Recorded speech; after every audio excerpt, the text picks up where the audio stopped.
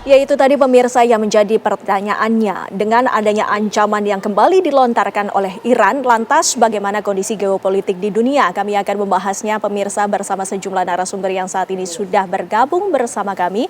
Di sebelah saya sudah ada Pak Nasir Tamara selaku wartawan senior. Selamat malam Pak Nasir, terima kasih sudah hadir waktunya bersama kami. Dan di sebelahnya juga ada Pak Dian Wirengjurit yang merupakan mantan Dubes Republik Indonesia untuk Iran. Selamat malam Pak Dian. Selamat malam Mbak Windy, ya, selamat sehat? malam pemirsa. Ya, tentunya kami juga akan menyapa pengamat Timur Tengah, Mas Faisal Assegaf. Terima kasih Mas Faisal sudah hadir bersama kami. Selamat malam. Malam. Nah, kami juga akan menyapa Ibu Susi Sri Sudarman selaku pengamat hubungan internasional yang saat ini juga sudah bergabung bersama kami. Selamat malam Bu Susi.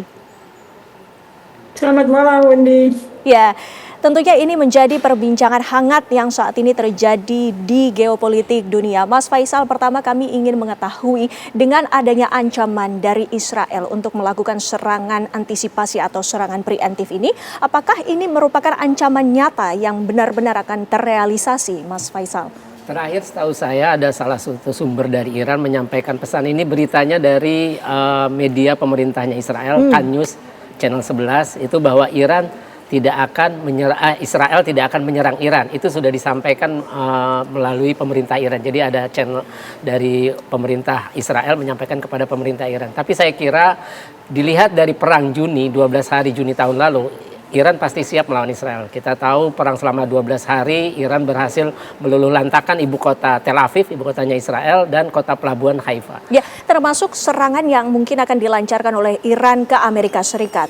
Iran ke Amerika Serikat, saya kira ini pertama harus butuh perhitungan matang oleh Iran, karena kosnya itu pasti hitung-hitungan kosnya jauh lebih besar karena jarak antara Iran ke Amerika itu lumayan jauh dan butuh peluru kendali hipersonik dan itu banyak perhitungannya yang harus dipertimbangkan oleh pemimpin Iran. Tapi kalau Amerika memang benar melancarkan serangan ke Iran, saya kira ya Iran akan siap menghadapi itu. Baik, Pak Nasir, kalau menurut Anda sendiri ini kan memang awal mulanya karena Presiden Donald Trump ini bisa dikatakan menurut Iran ikut campur dengan adanya demonstrasi besar-besaran di Teheran. Lantas ini adalah respon dari Iran. Anda melihatnya memang ini suatu pesan yang ingin disampaikan oleh Iran kepada dunia? Kita mendengar sendiri, dunia mendengar bahwa Presiden Trump mengatakan Amerika akan ikut campur kalau terus memperlakukan para demonstran itu dengan keras, dengan kasar kayak gitu kan. Jadi pasukannya katanya udah siap untuk ke sana kan. Yeah. Jadi kalau kita lihat pola pemerintahan Amerika di bawah Trump ini, mereka itu akan gerak cepat penggunaan pasukan dalam rangka memperkuat posisi mereka di dunia internasional. Jadi nggak bisa dianggap sebagai omon-omon. Ini sesuatu yang sangat serius. Kita lihat juga beberapa hari sebelum menyerang Venezuela, Trump udah bicara dan langsung dilaksanakan kayak gitu. Jadi level bahayanya itu udah level berapa, itu level paling tinggi ya bahayanya. Tapi kan ini masih dalam cyber juga, ya kan, cyber. Kamu jangan mulai main-main lah, kalau kamu main-main nanti saya akan melakukan sesuatu, kira-kira gitu kan. Sebaliknya yang coba di cyber kayak gitu kan, dia menjawab juga, hati-hati loh, kita juga kuat, kita juga bisa menyerang. Sebetulnya bukan langsung Amerika Serikat sebagai negara benua di Amerika Serikat, tapi kepentingan Amerika Serikat yang di dekat di Timur Tengah. Amerika Serikat punya pangkalan kan di Qatar, punya pangkalan di Jerman, punya pangkalan di banyak negara kan. Maksudnya itu yang akan lebih dulu diserang. Kedutaan-kedutaan kayak gitu. Menurut saya pemahaman saya di situ ya. Baik. Tapi nggak bisa, ancaman Iran juga nggak bisa dianggap remeh. Ya? Karena Iran itu kalau dia udah bilang sesuatu, dia juga akan laksanakan. Dan jangan lupa bahwa Ayatollah Khamenei ini adalah juga pemimpin pasukan yang melawan Shah Iran dulu tahun 79 waktu revolusi Iran ya kan. Dia yang di bawah Ayatollah Khamenei itu justru ikut menjatuhkan penguasa waktu itu Perdana Menteri Shapur Bahtiar yang ditunjuk oleh Shah Iran yang waktu itu sakit dan berada di luar negeri gitu. Baik, baik. Ibu Susi, itu tadi adalah pemaparan secara garis besarnya, tapi kami juga ingin meminta tanggapan dari Ibu Susi sendiri melihatnya. Apakah ini memang benar bahwa Iran ini tidak takut akan kekuatan dari Amerika Serikat, Bu Susi? Tidak takut, tapi Ali Khamenei sudah akan berangkat pergi dari Iran sepertinya. Dan Council of Experts itu yang memilih pemimpin selanjutnya itu belum menentukan ya siapa yang akan menggantikan Khamenei. Tanpa Khamenei tidak ada perintah yang bisa dijalankan oleh Iran karena selalu mereka sentralistik sifatnya. Jadi ini adalah cywar ya, tetapi kalau kita lihat di Amerika sendiri, War Powers Act sudah di-enact, sudah dijadikan undang-undang sehari yang lalu. Jadi apakah Trump benar-benar akan melakukan military strikes atau enggak, itu kan menyangkut kekuatan Kongres ya, kekuasaan Kongres untuk menyatakan peperangan. Jadi di dua pihak ini kelihatan ada kendala. Di Iran ada Khamenei akan pergi, lalu Amerika Serikat ada War Powers Act. Baik, sesungguhnya kita ketahui bersama bahwa seluruh cywar yang tengah berlangsung saat ini, awal mulanya ini merupakan adanya demonstrasi besar-besaran di Iran. Pak Dian, sesungguhnya kondisi di Iran saat ini, mengapa sampai ada demonstrasi besar-besaran? Terima kasih Mbak Windy. Pemirsa, begini loh, yang namanya demonstrasi itu bukan barang baru di Iran ya. Baik. Ketika tahun 79 menjatuhkan Shah Reza, itu juga dengan demonstrasi. Baik. Tapi yang harus diingat begini, dari 79 sampai katakan 2002 ketika isu nuklir muncul di Iran dan Iran diberikan sanksi yang lebih berat, itu terlihat perkembangannya begini. Dari 79 sampai 2000 kira-kira, mereka yang dibesarkan saat itu adalah mereka yang mengalami bagaimana penderitaan di bawah monarki. Ya. Jadi relatif tentram. Ketika sudah mulai ada isu Iran membuat senjata nuklir, ini generasi baru yang sampai 2025 itu. Mereka tidak mengalami pahitnya monarki. Mereka hanya tahu beratnya sanksi. Padahal beratnya sanksi itu sudah dari 79 sanksi diterapkan. Aman-aman saja mereka bisa bertahan. Memang 2002 sampai sekarang sanksinya diperberat. Tapi Iran bisa bertahan. Artinya apa? Kalau demonstrasi sekarang muncul, pasti ada yang menggerakkan gitu loh. Baik. Makanya buat saya tadi Bu Susi rupanya sudah jadi pakar Iran tuh. Karena sudah berani menyatakan bahwa Khamenei akan pergi. Buat saya masih spekulasi. Masih spekulasi. Dan kalaupun Khamenei pergi, ada Dewan Ayatullah 7 orang ini yang bisa memutuskan dalam kondisi darurat. Jadi tidak benar kalau semua tergantung Khamenei. Baik. Dalam kondisi darurat Dewan ini berperan. Nah, demo yang sekarang ini buat saya adalah orang-orang yang tidak mengalami itu hanya tahunya bahwa sanksi ini berat, tidak melihat sanksinya, tapi hidup ini berat akibat tindakan pemerintahan yang notabene pemerintahannya Khamenei. Buat saya cara lihat seperti ini kan bisa diatur. Karena sebenarnya sudah perang bulan Juni tahun lalu sampai Juni tahun lalu kan sudah menunjukkan bahwa Iran bisa bertahan dari keroyokan Israel dan Amerika. Israel sama sekali tidak ada apa-apanya. Bahkan Amerika harus turun tangan dan bukan berarti tanpa korban. Pangkalan Amerika di Qatar itu kan hancur. Nah, tadi kaitannya dengan yang disampaikan Pak Nasir bahwa memang Iran tidak punya kemampuan interkontinental, bukan hipersonik ya. Interkontinental missile tidak punya yang puluhan ribu, 10.000 lebih. Dia punya yang jarak menengah. Makanya Israel ketar-ketir. Tapi kalau dibilang bahwa tidak akan ada keputusan, rasanya Iran sudah mengalami ini sampai Juni aja aman-aman kok. Nah, karena buat saya poinnya gini, perang Juni menjadi titik balik bahwa Israel tidak bisa berbuat apa-apa tanpa Amerika, sehingga dicari cara lain untuk menggoyang pemerintahan. Itulah demonstrasi.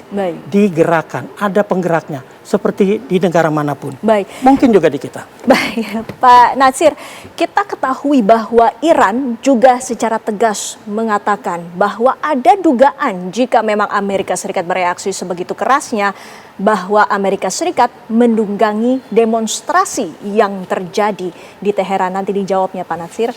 Kami masih akan kembali pemirsa sesaat lagi.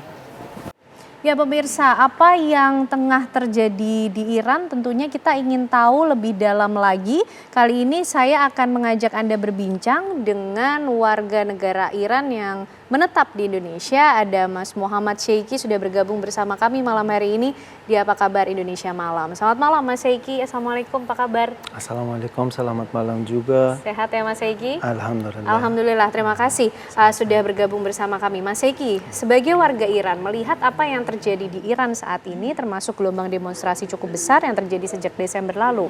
Menurut Mas Sheikhi, apa sih sebetulnya gap yang terjadi antara warga Iran sendiri dengan pemerintah yang coba ingin disampaikan? Oke. Sebelumnya saya ingin berterima kasih atas undangan Anda untuk mendengarkan suara masyarakat Iran. Saya ingin menggambarkan secara singkat kondisi terkini di Iran. Pada tanggal 28 Desember, setelah pemogokan para pengusaha-pengusaha di pasar Tehran dan tutup toko-toko mereka, setelah beberapa hari aksi demo meluas ke seluruh Iran. Sebenarnya jika kita ingin mengetahui tentang alasan di balik aksi demo yang sekarang bisa bilang bukan demo lagi, ini sebenarnya revolusi, bukan demo lagi. Adalah penurunan nilai harga mata uang nasional kita dari 7 toman pada tahun 1979 waktu revolusi, 7 toman, bukan 7.000 toman ya, 7 toman. Sampai saat ini harga $1 sama dengan 145.000. Setelah itu mengabaikan suara masyarakat oleh pemerintah Iran, mengabaikan masyarakat dari mengambilkan keputusan penting, dan alasan-alasan seperti ini seperti menghabiskan sumber daya Iran untuk membiayai kelompok-kelompok seperti Hezbollah di Lebanon, Husi di Yaman, Hamas di Gaza, dan Hashd Shabi dan sebagaimana di Irak, daripada menghabiskan sumber daya itu untuk masyarakat Iran. Mungkin Anda tidak tahu, Iran mempunyai pada totalnya ya cadangan terbanyak, cadangan oil dan gas, minyak dan gas di dunia. Negara yang pertama di dunia adalah Iran. Tapi kondisi ekonomi Justru tidak sejahtera masyarakatnya. Betul.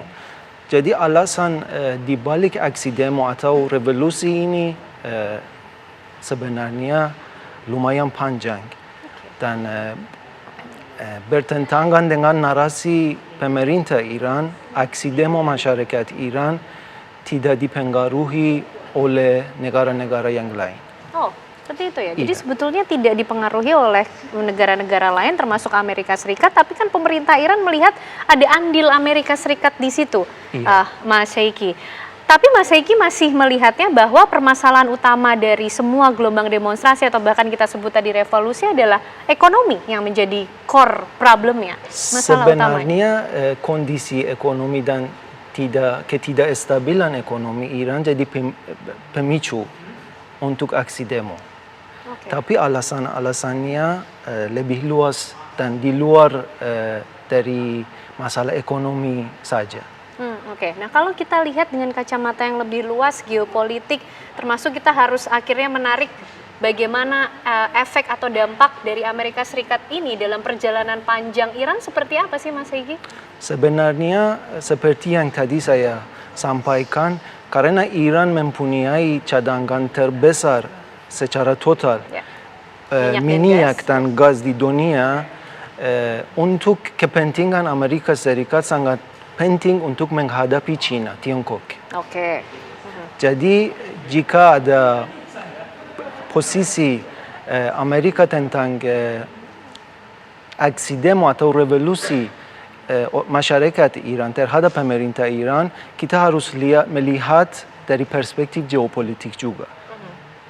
Nah, kalau Mas Heiki juga melihat sebetulnya seberapa jauh kemudian Amerika Serikat bisa memberikan dampak terhadap gelombang demonstrasi ataupun penyampaian aspirasi dari masyarakat Iran sendiri? Jika kita menganalisis keputusan dan kebijakan Presiden Donald Trump, khususnya di periode keduanya Ya. sebagai presiden, Betul. menurut saya Amerika Serikat tidak terlibat dengan dalam perang dengan perang besar dan menyeruluh Ya. dengan Iran. Oke. Faktanya apa? Faktanya adalah serangan fokus dan terbatas pada fasilitas-fasilitas nuklir Iran dan serangan terhadap Venezuela kemarin. Ya, betul. Itu bukan perang besar dan menyeluruh. Jika ada kemungkinan serangan Amerika terhadap pemerintah Republik Islam Iran, kemungkinan besar itu sangat terbatas dan untuk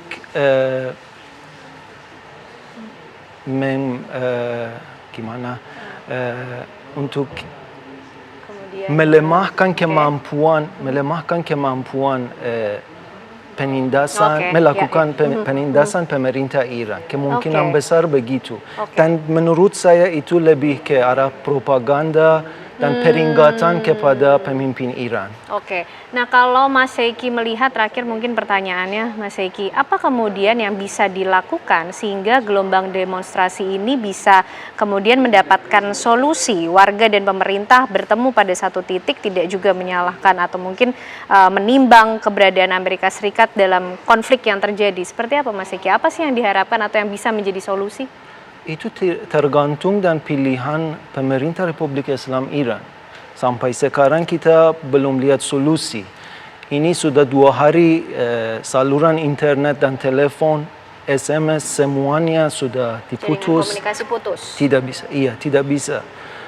Jadi menurut saya yang penting pemerintah Republik Islam Iran apa yang akan memutus dalam situasi ini. Itu yang sangat penting. Oke, itu yang diharapkan oleh masyarakat Iya. Iran. Oke, terima kasih Mas Muhammad Heiki sudah berbagi informasi, memberikan gambaran kepada kita semua apa sebetulnya yang tengah terjadi di Iran dan juga dirasakan oleh masyarakat Iran tentunya. Windy, itulah tadi kemudian cerita, gambaran mengenai kondisi yang terjadi di Iran, point of view atau pandangan dari masyarakat Iran, kembali kepada Anda dan juga beserta seluruh narasumber lain. Dengan kondisi yang saat ini masih terus ada demonstrasi yang besar-besaran terjadi di ibu kota Iran, tentunya ini menjadi pertanyaan besar mengenai pernyataan dari Iran, Pak Natsir. Kita tadi sempat berbincang sedikit. Iran sendiri mengakui bahwa ada dugaan Amerika Serikat ini memata-matai ataupun ikut campur dalam demonstrasi yang terjadi di Teheran. Apakah ini bisa dikategorikan benar atau hanya dugaan semata? Benar, karena yang mengatakan itu seorang pejabat tinggi Amerika Serikat yang dia bilang kira-kira begini, di setiap demonstran di Iran itu ada Mossad di belakangnya. Sebetulnya pada waktu sebelum perang 12 hari itu, Netanyahu, Perdana Menteri Israel sudah bilang, bangsa Iran ternyata bangkitlah menentang pemerintahanmu. Karena kami bersama kamu. Berarti memang Netanyahu udah bilang begitu. Memanas-manasi itu demonstrasi sudah itu. dari sebelum perang 12 hari. Dan kalau kita lihat, Iran itu, saya kan menyaksikan demonstrasi dari tahun 79. Waktu saya ke Iran pertama kali, saya terbang dengan Ayatollah Khomeini. Waktu itu dia datang sebagai seorang pemimpin oposisi. Iya. Di pemerintahannya itu masih ada pemerintahannya Sairan. Tetapi dia berani pulang. Saya mengawaninya, 10 hari sesudah dia pulang, jatuh pemerintahan itu. Dan apakah sekarang ini yang dijago-jagokan oleh Amerika Serikat, anaknya Iran ini, Reza, akan berani misalnya juga seperti Ayatollah Khomeini dulu, yang sekarang disebutnya Imam Khomeini ya di Iran, itu berani juga memimpin orang-orang yang beroperasi pemerintah dari mana dia berada, tadi dia tinggal di mana sekarang kita nggak tahu, untuk mengambil alih kekuasaan. Mengambil alih kekuasaan. Dan ini kan nggak gampang karena Iran ini negara yang sangat kompleks, sebuah empire, sebuah kekaisaran yang kulturnya kultur empire, beda dengan sebuah negara biasa gitu ya. Yeah. Sudah biasa berperang, sudah berperang melawan Yunani segala macam. Dan ini 48 tahun ini sekarang revolusi Iran kan Februari. Ini kita Januari nih. Apakah selama bulan Januari Februari ini akan terjadi eskalasi segala macam? Itu tergantung dari kekuatan di Iran. Tapi menurut saya kenapa banyak sekali demonstran? Ya. Itu karena ekonominya sulit sekali. Baik. Ekonomi sulit kenapa? Iran itu diembargo oleh Amerika Serikat dan Eropa. Mereka nggak bisa jual minyak seenaknya. Kemudian uang mereka di frozen gitu ya, dibekukan oleh gelombang. Mereka nggak bisa belanja kapal terbang, nggak bisa belanja kesehatan segala macam.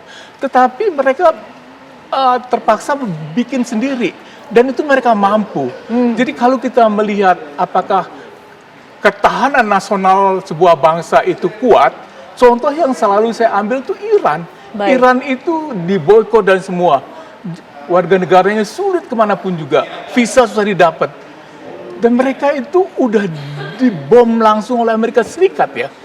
Dan 2 pesawat untuk mewah yang mencoba hancurkan reaktor nuklir mereka kan. Dan itu pasti terasa dampaknya bagi ekonomi. Peperangan itu mahal sekali. Israel juga itu setengah mati sekarang, hancur secara ekonomi. Tapi di belakang Israel itu ada Amerika Serikat, ada Uni Eropa, ada semua. Di Iran tidak. Jadi kita lihat bahwa dalam hal ini, buat Iran ini masalah hidup dan mati. Kelangsungan daripada pemerintahan ini. Jadi mereka akan berjuang. Mereka pernah perang melawan Irak selama 10 tahun. Dan banyak sekali yang mati gitu. Ya. Jadi mereka ini adalah bangsa pejuang. Tidak gampang digertak, tidak gampang dipecundangi, dan orang yang sangat berani. Dan mereka kan orang-orang yang sangat religius ya. Iya. Jadi salah satu kekuatan orang itu ketika mereka merasa bahwa Tuhan bersama mereka. Artinya perjalanan yang panjang ini sudah menunjukkan bahwa Iran ini kuat. Baik, Pak Dian, jika tadi sudah disebutkan oleh Pak Natsir, ini adalah benar adanya intervensi dari Amerika Serikat dalam demonstrasi. Sesungguhnya bagaimana caranya?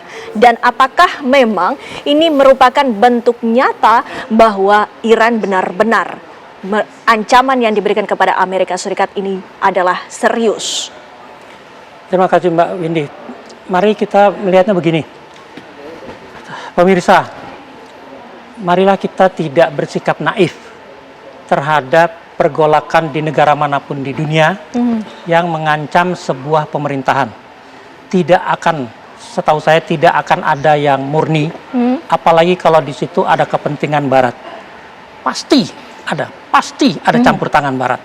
Di Iran misalnya, kalau dibilang demonstrasi itu dari saya tidak di sana atau sebelumnya, yang namanya demonstrasi itu yang mulai dari, samalah di negara demokratis manapun, yang dari 10 orang sampai berapa ratus, itu sudah biasa terjadi. Memang lokasinya seperti kita dibatasi di DPR, mereka juga di depan parlemennya, kira-kira begitu. Tapi coba perhatikan 2 tahun yang lalu kalau tidak salah, terjadi demonstrasi besar seperti ini.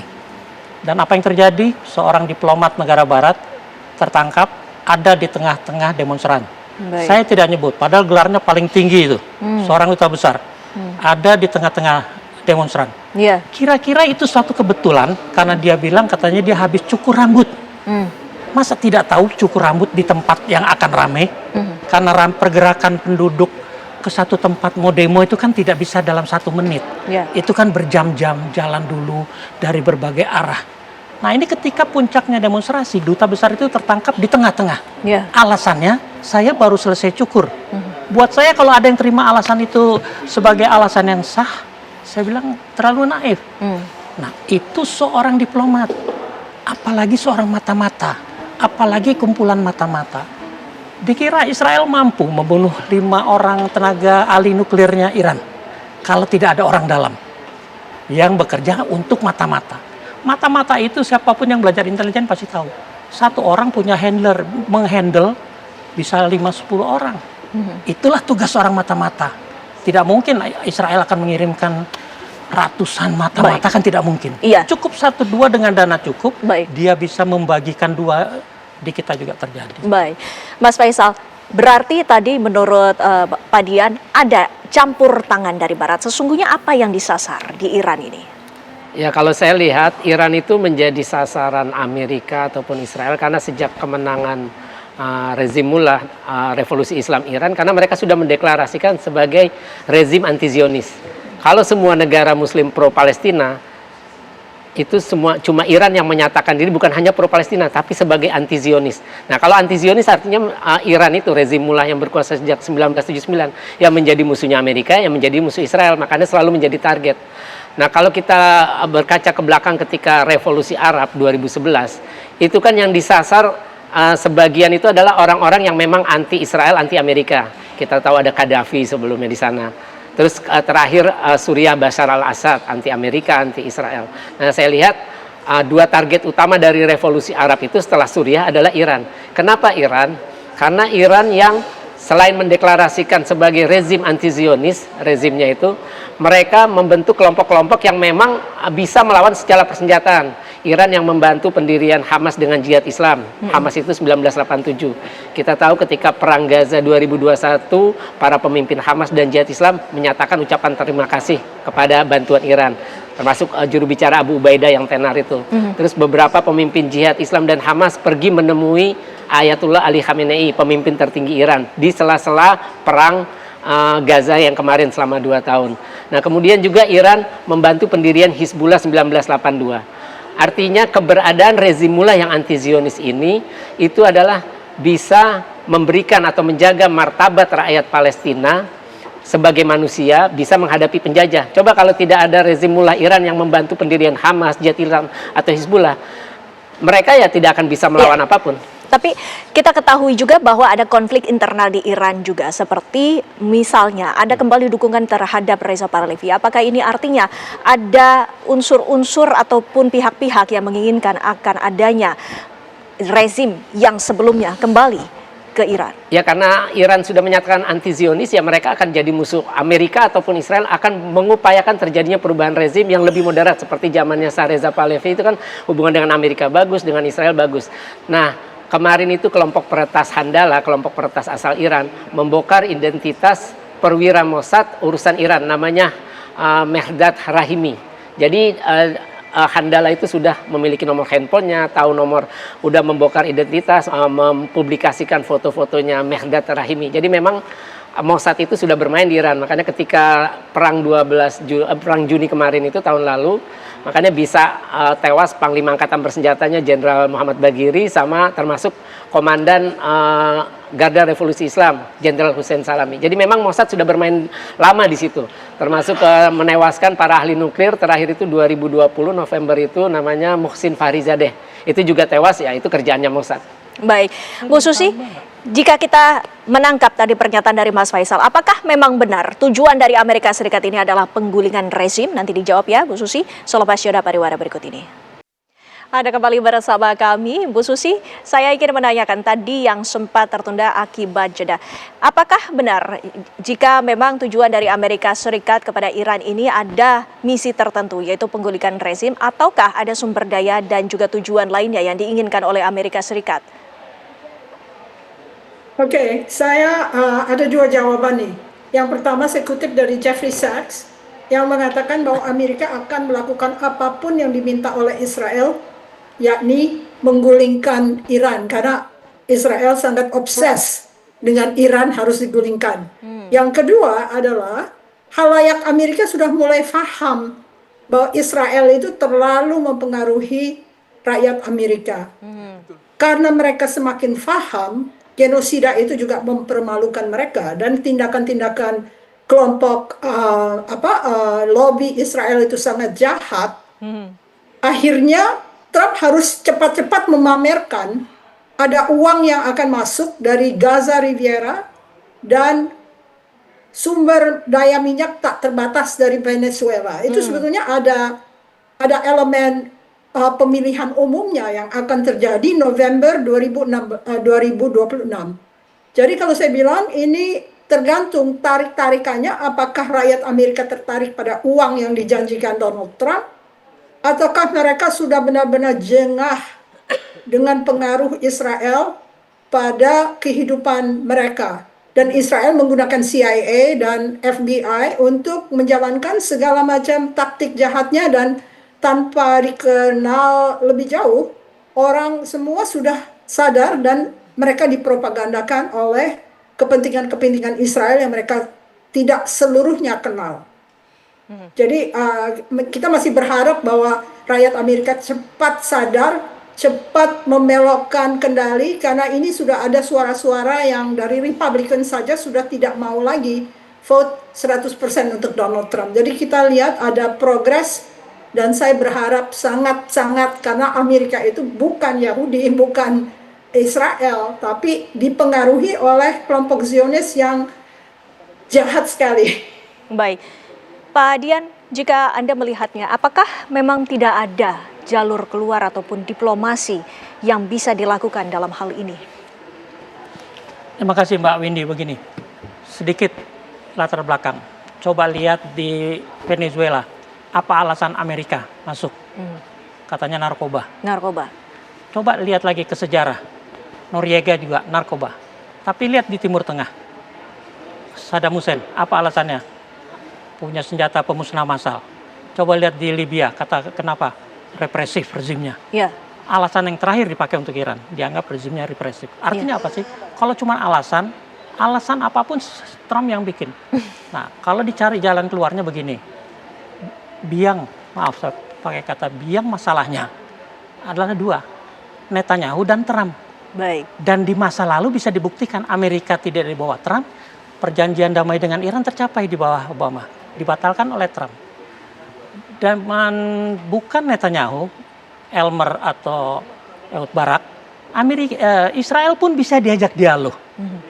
Nah, artinya apa sih? Diplomasi itu juga tidak akan jalan selama berhadapan dengan orang-orang seperti Trump dan Netanyahu, dan bisa berjalan baik apabila Amerika dipimpin oleh orang-orang seperti Obama dan Israel dipimpin oleh yang moderat seperti Barak dan Elmer.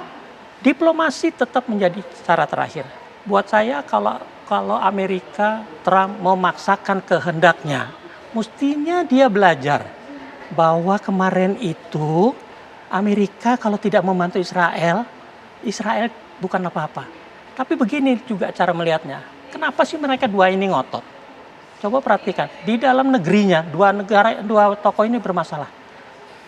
Netanyahu dengan korupsinya, Trump dengan skandal pedofilinya yang terkenal. Rakyat Amerika sendiri memasang bendera Trump sama si William Epstein. Ya. Artinya apa sih? Rakyat Amerika sendiri sebenarnya sudah kehilangan kepercayaan, cuman karena power dan uang dia masih di situ. Baik. Pak Natsir, jika Anda melihatnya, apakah ini kemungkinan dari cyber war ini meningkat menjadi eskalasi sehingga terjadi yang lebih parah lagi, bahkan sampai perang? Bisa jadi, dan bisa jadi juga tidak. Begini, Amerika itu sudah mencoba menjatuhkan rejim mullah ini sejak Ayatollah Khomeini menang. Pada waktu perang 10 tahun melawan Irak, Amerika Serikat itu di belakang Irak. Saya ada di sana ya, saya menyaksikan sebagai wartawan peperangan itu ya. Jadi kemudian juga mereka sudah mengirim Kolonel North gitu kan, Olivier North gitu ya, untuk menggoyang Iran. Gagal lagi. Sudah setiap tahun saya dengar keadaan di Iran itu buruk sekali, setiap saat pemerintahan akan jatuh. Tapi ini sudah 48 tahun, itu terus-menerus satu rejim yang sama gitu, yang didirikan oleh Imam Khomeini. Saya sebagai wartawan yang mencoba objektif dan saya menulis tentang Iran, bukan saya Syiah, saya Sunni. Tetap saya karena saya tapi karena saya simpati kepada mereka yang tertindas. Jadi kita lihat ya, akan sulit sekali kalau lihat geografinya Iran untuk diserang, kecuali dari udara. Ya. Lihat aja di barat, di utara, di selatan, kemudian di timur. Kalau nggak gunung-gunung, padang pasir segala macam, berat sekali kalau pasukan darat gitu ya. Jadi mereka akan menggunakan misail, menggunakan segala macam yang Iran tidak mempunyai. Tetapi Iran kan tidak sendiri. Sekarang ini kan 3 kekuasaan besar dunia, Rusia, Amerika Serikat, dan Tiongkok sedang berebut. Ya kan? Amerika sudah dapat Venezuela, kemudian Rusia sudah dapat Ukraina. Cina mungkin sebentar lagi dapat Taiwan gitu ya. Jadi mereka akan saling deal gitu. Dan kalau mereka saling deal, mungkin Iran akan aman. Udah, kita udah dapat yang kita mau. Ngapain lagi? Serahkan aja masalah Iran kepada Uni Eropa. Kalau dulu itu sebelum Amerika masuk kan, itu Eropa yang lebih ngurusin. Sekarang Eropa dia coba diusir oleh Amerika Serikat supaya nggak ngurusin Timur Tengah lagi, nggak ngurusin Palestina lagi, segala macam itu. Yang paling penting adalah bagaimana caranya kita mencoba pemerintah kita ya dalam hal ini ya, karena kita harus melihat kepentingan nasional Indonesia. Kepentingan nasional Indonesia ini kalau menurut Bung Hatta yang menerapkan politik kebijakan politik luar negeri Indonesia adalah mendayung dari berbagai karang, bukan 2 karang. Karang satu Tiongkok, sekarang satu Rusia, karang satu Amerika Serikat gitu kan. Dan kita harus pandai-pandai sehingga itu menguntungkan kita sendiri. Dalam hal ini tentunya Indonesia sebagai pendamai gitu ya. Dalam dulu kan Indonesia pendamai di mana-mana itu harus berperan lebih banyak lagi.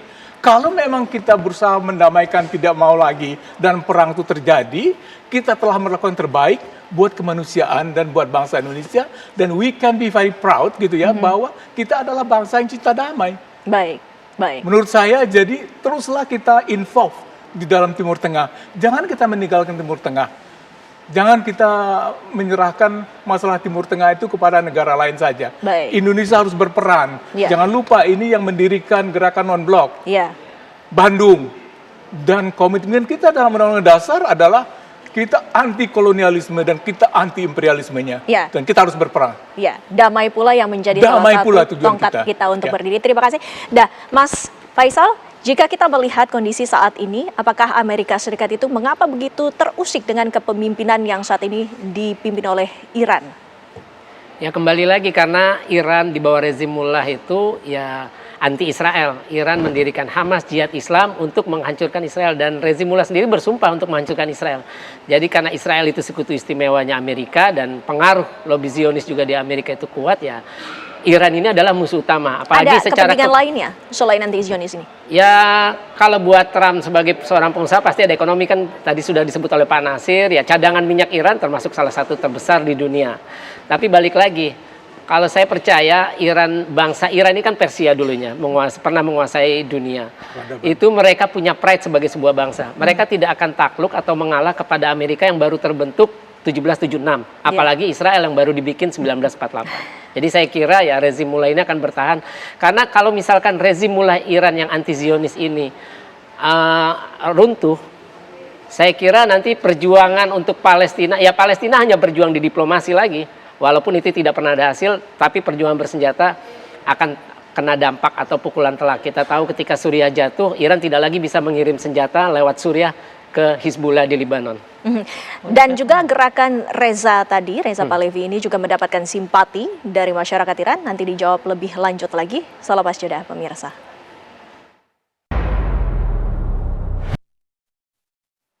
Ada masih bersama kami, Mas Faisal. Apakah menurut Anda dengan adanya masyarakat dari Iran sebagian besar yang juga adalah pendukung dari Reza Pahlavi ini sudah mulai bermunculan dan memberikan dukungannya ini berdampak juga terhadap kondisi terkini di sana? Kalau saya lihat, saya kemarin terakhir lihat beberapa warga Iran yang menurut saya kredibel ya.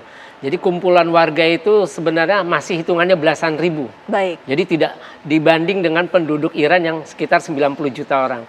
Nah, kalau saya melihat bangsa Persia ini yang negara Iran ini, masyarakat Iran ini ketika menghadapi intervensi asing, mereka sangat solid untuk menolak itu. Baik. Itu udah kelihatan dari beberapa demonstrasi terakhir kan 2009, terus ada 2019, 2022 masa Amini pun mereka solid. Karena kalau melihat intervensi asing ya itu tadi, mereka bangsa yang solid. Baik, Pak Nasir, Anda melihatnya dengan ada perkembangan sampai dengan saat ini, dampak secara globalnya itu seperti apa? Kalau eskalasinya terjadi gitu, Amerika Serikat ikut campur di Iran. Misalnya dia melakukan penculikan dari Ayatollah Khamenei misalnya ya kan, seperti dilakukan di Venezuela. Andai kata loh ini ya kan, karena ini kan tadi dibilang bahwa katanya ambasador itu Trump itu unpredictable kan gitu segala macam. Bisa aja dilakukan kayak gitu. Makanya Susi tadi bilang bahwa katanya Ayatollah Khamenei akan keluar. Maksudnya itu berita-berita sih kan ke Rusia. Memang ada gerakan dari Rusia sudah memindahkan peralatan perangnya itu mendekati Iran. Seperti juga Amerika sudah build up itu sejak 2 minggu yang lalu. Jadi pada waktu bersamaan sebelum Venezuela, dia udah pindahin dari Inggris, dari Jerman. Itu sekarang itu udah build up tuh Amerika Serikat di sana. Siap. Tapi ini dalam posisi mengancam, nunjukin power kayak gitu. Tapi Rusia juga begitu. Baik. Sekarang lagi sama-sama. Iran itu masuk BRICS. Ya kan? Nah, kita belum bicara BRICS ini ya. BRICS itu ada Iran, ada Indonesia, ada Rusia. Karena itu tadi saya bilang Indonesia harus berperan kan di situ kan. Indonesia ini kurang berperan menurut saya di soal Iran ini sekarang ini.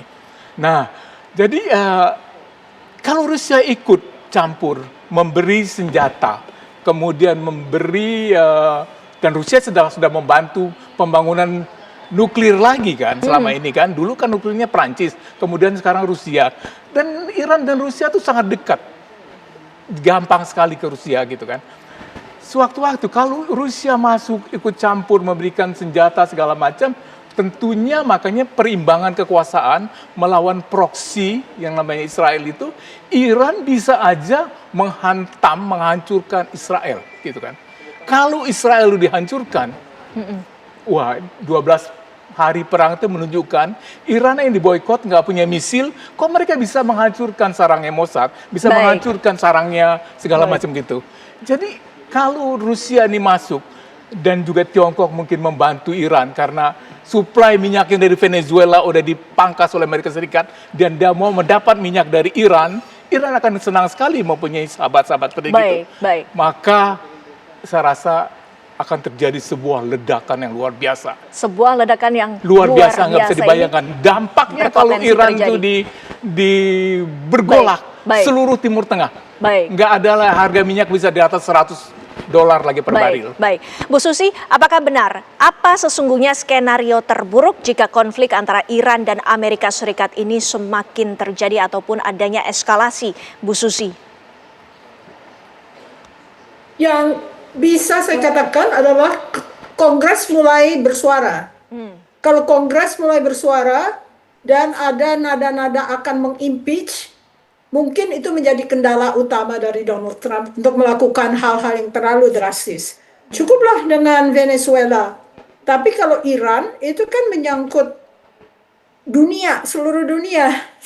Karena menyangkut juga China dan Rusia dan Israel dan segala macamnya. Jadi kalau masing-masing menahan diri, karena Donald Trump takut di-impeach, dan menjelang pemilu Amerika setelah November 2026, saya kira ada kendala-kendala yang kalau misalnya terjadi perang pun itu accidental ya. Mungkin aja terjadi sesuatu karena accident. Tapi selebihnya saya rasa lebih banyak kendala daripada peluang. Baik, Bu Susi. Pak Dian, jika kita menanggapi apa yang disebutkan oleh Bu Susi, artinya PBB saat ini masih bisakah ikut meredam eskalasi yang mungkin nanti berpotensi semakin meningkat? Singkat tentang PBB dulu ya, Mbak. PBB baru akan bertindak setelah kejadian. Biasanya begitu. Jadi apapun yang dilakukan Trump itu PBB kemudian. Kalau apapun yang dilakukan Trump dilakukan terhadap Iran, juga PBB akan bertindak kemudian. Karena PBB bertemu seperti apapun, Trump sudah bilang dia nggak akan patuh sama hukum internasional. Buat saya poinnya satu, kalau tadi kembali pertanyaan Mbak Windy sebelumnya, apa sih yang membuat Amerika? Kalau alasannya dicari-cari gitu ya. Ya. Buat saya ada satu alasan yang selama ini jarang dikemukakan. Mau dibilang konspirasi teori terserah, tapi buat saya ini juga sangat-sangat realistis. Yang namanya military industrial complex. Coba kita lihat kenyataan, yang namanya militer, industri paling menghasilkan devisa, industri militer buat Amerika. Dia jual senjata kemana-mana. Dan itu dibutuhkan negara-negara sekutunya. Yang terbesar adalah Israel, Saudi. Kalau senjata-senjata itu dibeli dengan biaya yang luar biasa besarnya, tidak dipakai, akan menganggur itu industri militernya Amerika. Baik. Coba lihat pergerakan, kalau kita mengikuti teori gelombang ya, siapa itu? McCain atau siapa itu? Dia bilang begini, itu bisa tergantung data, hitungannya, dalam persenjataan 25 tahun kira-kira. Baik. Pasti muncul senjata baru.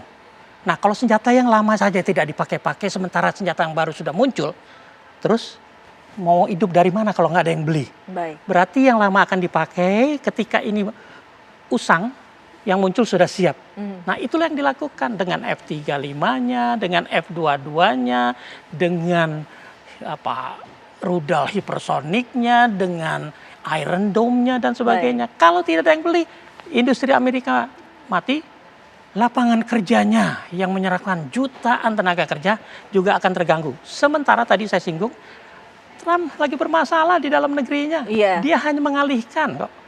Netanyahu juga sekarang masih lolos dari kejaran korupsi. Baik. Tapi mengalihkan dengan adanya musuh bersama. Itu Baik. konsep yang mungkin Baik. bisa dijadikan Tentunya alasan. kita tidak berharap bahwa terjadinya eskalasi, tapi kita akan terus memantau bagaimana perkembangan geopolitik di Timur Tengah. Terima kasih Bapak-Bapak, Pak Natsir, Pak Dian, Mas Faisal. Terima Makasih, kasih Mbak. juga Ibu Susi, waktunya bersama kami di Apa Kabar Indonesia Malam. Selamat malam Bapak-Bapak, Ibu.